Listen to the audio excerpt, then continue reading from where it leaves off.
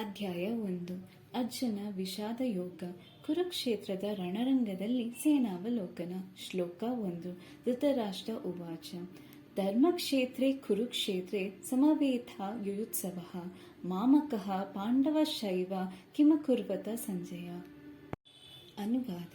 ಧೃತರಾಷ್ಟ್ರನು ಕೇಳಿದನು, ಹೇ ಸಂಜಯ, ಯುದ್ಧಾಪೇಕ್ಷೆಯಿಂದ ನನ್ನ ಮಕ್ಕಳು ಮತ್ತು ಪಾಂಡವರು ಧರ್ಮಕ್ಷೇತ್ರದಲ್ಲಿ ಸೇರಿದ ನಂತರ ಏನು ಮಾಡಿದರು? ಭಾವಾರ್ಥ. ಸಂಜಯನು ವ್ಯಾಸರ ಶಿಷ್ಯ. ಅವರ ಕೃಪೆಯಿಂದ ಆತನು ಧೃತರಾಷ್ಟ್ರನ ಕೋಣೆಯಲ್ಲಿದ್ದಂತೆಯೇ ಕುರುಕ್ಷೇತ್ರದ ಯುದ್ಧವನ್ನು ಕಾಣಲು ಸಮರ್ಥನಾಗಿದ್ದ. ಆದುದರಿಂದ ಧೃತರಾಷ್ಟ್ರನು ಯುದ್ಧ ಭೂಮಿಯಲ್ಲಿ ಏನಾಗುತ್ತಿದೆ ಎಂದು ಕೇಳಿದ. ಪಾಂಡವರು ಧೃತರಾಷ್ಟ್ರನ ಮಕ್ಕಳು, ಒಂದೇ ಕುಟುಂಬದವರು. ಆದರೆ ಧೃತರಾಷ್ಟ್ರನ ಮನಸ್ಸು ಇಲ್ಲಿ ಬಯಲಾಗುತ್ತದೆ.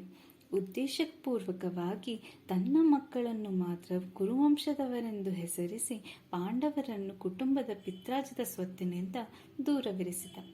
ಪಾಂಡುವಿನ ಮಕ್ಕಳ ವಿಷಯದಲ್ಲಿ ಧೃತರಾಷ್ಟ್ರನ ನಿರ್ದಿಷ್ಟವಾದ ನಿಲುವನ್ನು ಇದರಿಂದ ತಿಳಿಯಬಹುದು. ಧರ್ಮದ ಜನಕನೆನ್ನಿಸಿರುವ ಶ್ರೀಕೃಷ್ಣನೇ ಉಪಸ್ಥಿತನಾಗಿದ್ದ ಕುರುಕ್ಷೇತ್ರ ಒಂದು ಧರ್ಮಕ್ಷೇತ್ರವಾಯಿತು. ಅಲ್ಲಿ ಭತ್ತದ ಗದ್ದೆಯಲ್ಲಿ ಕಳೆಯನ್ನು ಕಿತ್ತೆಸೆಯುವ ಹಾಗೆ ದುರ್ಯೋಧನಂತಹ ಅನಗತ್ಯವಾದ ಸಸ್ಯವನ್ನು ಪ್ರಭುವೇ ಕಿತ್ತೆಸೆಯುತ್ತಾನೆ. ಅಲ್ಲದೆ ಯುಧಿಷ್ಠಿರನಂತಹ ನಾಯಕನುಳ್ಳ ಧರ್ಮಿಷ್ಠರನ್ನು ಮತ್ತೆ ಪ್ರತಿಷ್ಠಾಪನೆ ಮಾಡುತ್ತಾನೆ.